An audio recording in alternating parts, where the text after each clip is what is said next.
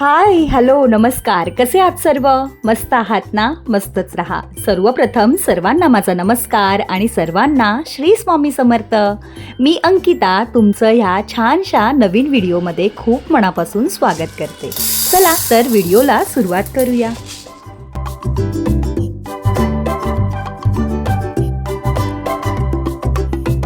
चला तर रोज आपल्याला संध्याकाळी जेवणाचा पडलेला प्रश्न, सगळ्यांनाच प्रश्न पडत असेल ना की आज जेवायला नक्की काय बनवायचं. तसाच मला आज काही प्रश्न पडला होता. तर मी ठरवलं, म्हटलं असं झटपट आणि असं आवडीचं काहीतरी आपण आज जेवण बनवूया. तर माझा आहे ना आज तुरीच्या डाळीचा डब्बा खाली झाला होता. त्याला पण छान घासून स्वच्छ धुवून त्याच्यामध्ये माझी डाळ टाकून घेतली आणि मग तुरीची डाळ आहे ना एका साईडला छान धुवून ती भिजत घालत ठेवली आहे. कारण मला आज आहे ना सांबार आणि इथे बघा उडदाची डाळ पण छान मी भिजत ठेवली होती दुपारीच, ती पण छान भिजलेली आहे. आपल्याला जास्त वेळेत काय त्याला उडदाच्या डाळीला जास्त वेळ आपल्याला भिजत नाही घालायचं आहे. अगदी 2-3 तासासाठी जरी तुम्ही भिजत घातलात ना तरीही चालेल. कारण की इकडे मला आता साऊथ इंडियन डिश बनवणार आहे मी, म्हणजे सांबार बनवणार आहे आणि भात तर असायलाच पाहिजे. कारण भाताशिवाय माझं तरी पोट भरत नाही. भात असेल तर असं वाटतं हां बाबा जेवलो म्हणून. आणि चपाती नाही बनवणार आहे, तर वडे बनवणार आहेत, उडदाच्या डाळीचे वडे बनवणार आहे. तर चला इथे मी आता सांबाराला सुरुवात केली आहे. तर कुकरमध्ये तेल टाकून घ्यायचं. नंतर आपली राई, जिरं, कढीपत्ता, मिरची आणि लाल मिरची असा छान मस्त तडका दिला आहे. भरपूर सारं हिंग घातलं आहे आणि अद्रक आणि लसूण ह्याचा छान कुटून आपली पेस्ट बनवली आहे. ती पेस्ट पण त्याच्यामध्ये टाकून घ्यायची आणि त्याला छान खरपूस असं भाजून घ्यायचं आहे. आपली लसणाची फोडणी छान खरपूस भाजून झाल्यानंतर त्यामध्ये मी उभा कांदा कापून घेतला आहे. अगदी एक मोठा छान असा कांदा कापून घ्यायचा आणि तो उभा कापायचा, बारीक नाही कापायचा. उभा कापल्यामुळे ना त्याला छान म्हणजे त्या सांबाराला ना छान असा घट्टपणा येतो किंवा ते दाताखाली वगैरे येतं तर ते छान लागतं. बरं, तुम्हाला जर बारीक करून टाकायचं असेल तर तुम्ही नक्कीच टाकू शकता. आणि असा एक छान मोठा टोमॅटो पण मी कापून घेतला आहे आणि तोही टाकून घेतला आहे. तर आपण छान त्याला पण आता छान मिक्स करून घेऊया. आणि मिक्स केल्यानंतर आपले रोजचे मसाले म्हणजे हळद टाकली आहे, इकडे मीठ टाकलं आहे आणि मी याच्यामध्ये सांबार मसाल्याचं पॅकेट असतं ना त्यामधला सांबार मसाला अंदाजाप्रमाणे टाकला आहे. मी तुम्हाला सांगू का, आपण अंदाजाप्रमाणे टाकायचा तो मसाला आणि नंतर आपण छान त्याला डाळ वगैरे आपली म्हणजे आपण कुकर लावायच्या टायमाला आहे ना थोडंसं त्याला चाकून बघायचं, टेस्ट करून बघायचं. आणि जर आपल्याला असं वाटत असेल की सांबार मसाला कमी पडला आहे म्हणून, तर आपण नक्कीच त्याच्यामध्ये सांबार मसाला टाकू शकतो. तर त्याच्याने छान चव येते त्याला. तर अशा प्रकारे मी त्याची ती फोडणी छान भाजून घेतली आहे. आणि ते शेंगा, बटाटे आणि माझ्याकडे ना वांगी होती. तर बस 3च गोष्टी मी ह्यामध्ये टाकल्यात. जर तुमच्याकडे एक्स्ट्राचा भोपळा किंवा अजून काही तुम्हाला त्याच्यामध्ये टाकायचं असेल ना तर तुम्ही नक्कीच टाकू शकता. माझ्याकडे शेंगा, बटाटा आणि ही छोटी छोटी वांगी होती. तर वांगी मी नंतर टाकते आहे कारण की वांगी पटकन अशी काळी पडतात ना, त्यामुळे मग ती म्हटलं की आपलं शेंग आणि बटाटा शिजेपर्यंत आपली वांगी कापून होतील आणि ती पटकन आपण त्याच्यामध्ये टाकून घेऊया.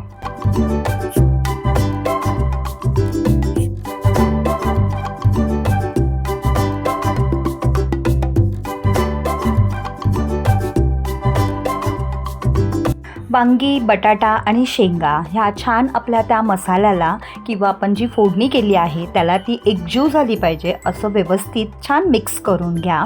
आणि मग तो जो मिक्स झालेला मसाला अगदी 5 मिनटासाठी जरी तुम्ही झाकून ठेवलात तरी चालेल, नाही ठेवलात तरी आपल्याला कुकरच्या शिट्ट्या करायच्या, त्यामुळे तो छान शिजला जातो.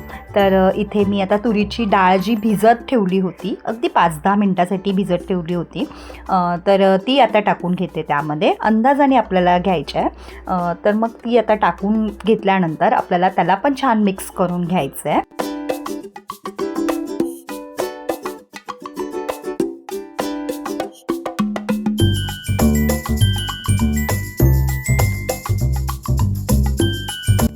तो मसाला एकजीव होईपर्यंत त्याला अगदी 2 मिनटासाठी मी झाकून ठेवलं होतं. आता झाकून ठेवल्यानंतर त्यामध्ये आहे ना मस्त गरम पाणी टाका. गरम पाणी टाकल्यानंतर आहे ना म्हणजे त्याचं तो लेवल आहे ना ती एकदम व्यवस्थित होते, कारण की आपल्या भाज्या ह्या गरम असतात. जर आपण त्यामध्ये थंड पाणी टाकलं ना तर त्याची चव बिघडते. त्यामुळे ना आपण त्यामध्ये गरम पाणीच टाकायचं. कोणताही पदार्थ असू दे तुम्ही गरम पाणीच टाकत जावा, तर त्याचा तो कलर पण तसाच राहतो.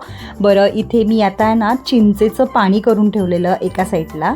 ते चिंचेचं पाणी टाकायचं आहे, कारण की सांबार आहे ना आंबट, गोड आणि तिखट असा खूप छान लागतो.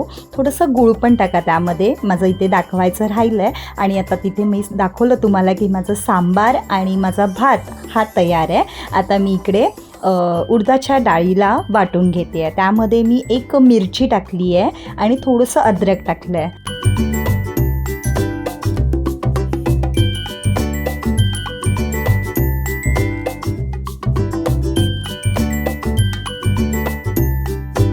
बघा, इकडे आपल्याला मिक्सरमध्ये डाळ वाटताना अगदी थोडं थोडं पाणी आपल्याला टाकून हे डाळ वाटून घ्यायची आहे. पाणी जास्त नाही झालं पाहिजे आणि अगदी एकदम पातळ पेस्ट नाही करायची. आपल्याला थोडंसं दरदरा आपण हे पीठ ठेवायचं आहे. आणि 2 भागामध्ये मी ही डाळ छान वाटून घेतली आहे.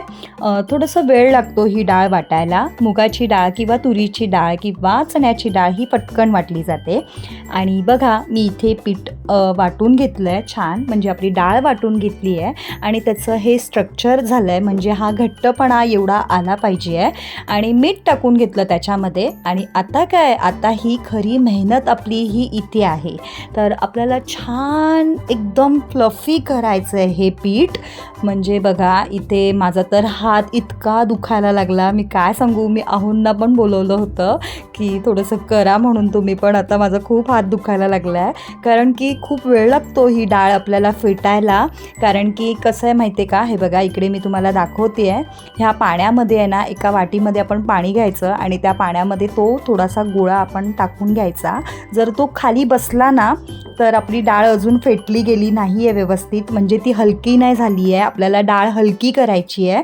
आणि मग ती हलकी झालेली डाळ परत त्या वाटी, म्हणजे त्या पाण्याच्या वाटीमध्ये टाकायची. आणि जर ती वरती अशी मस्त तरंगत असेल ना तर आपली डाळ ही हलकी झाली आहेत, म्हणजे त्याचे वडे पण व्यवस्थित होणार. तर ही खूप महत्त्वाची टिप्स आहे.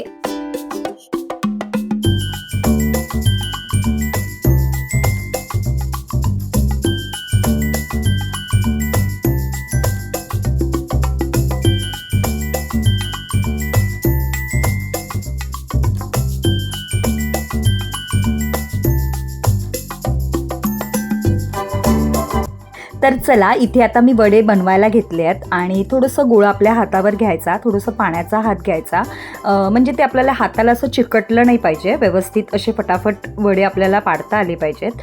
तर बघा, हातावरती असा गोळा बनवते आहे आणि मधल्या बोटावर ठेवून अंगठ्याने त्याला मध्ये होल करायचा. तर पहिलं तुम्हाला नाही जमणार, पण नेहमी करत राहिलात किंवा प्रॅक्टिस झाली तर तुम्हाला नक्कीच जमेल आणि छान असा व्यवस्थित शेप येतो त्याचा. तर तेल आपल्याला कढईमध्ये आहे ना व्यवस्थित तापवून घ्यायचं आहे. कडकडीत असं तेल व्यवस्थित तापलं पाहिजे. आणि पहिली फेरी ही व्यवस्थित आपण कडकडीत तेलातच करायचं. नंतर मग ते तेल आहे ना व्यवस्थित तापलं जातं.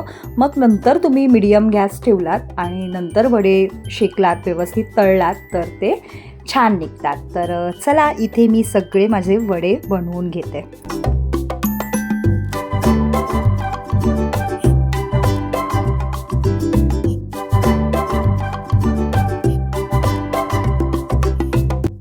तर बघा, असे छान मस्त कुरकुरीत आणि आतून सॉफ्ट असे माझे वडे इथे तळून सगळे तयार आहेत.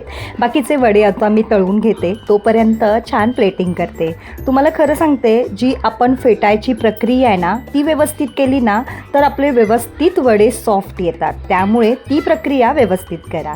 तर चला, आता इथे मी प्लेटिंगसाठी वडे, सांबार आणि भात असल्याशिवाय बरं नाही वाटणार, म्हणजे पोट भरल्यासारखं नाही वाटणार. आणि वडे आणि फक्त सांबारच बनवला आहे ना, मी चटणी वगैरे काय बनवली नव्हती. म्हटलं वड्यांबरोबर सांबार आवडतोच आणि भाताबरोबर आपण सांबार खाऊ शकतो, या हिशोबाने मी फक्त वडे, सांबार आणि भात बनवलेला आहे. आणि ही अशी माझी छान प्लेट तयार झालेली आहे. तर चला, व्हिडिओ तुम्हाला कसा वाटला हे मला नक्की सांगा. मला पडलेला प्रश्न मी सॉल्व केला आहे. तर चला, व्हिडिओ तुम्हाला आवडला असेल तर नक्की लाईक करा, शेअर करा, नवीन असाल तर सबस्क्राईब करा. बाय.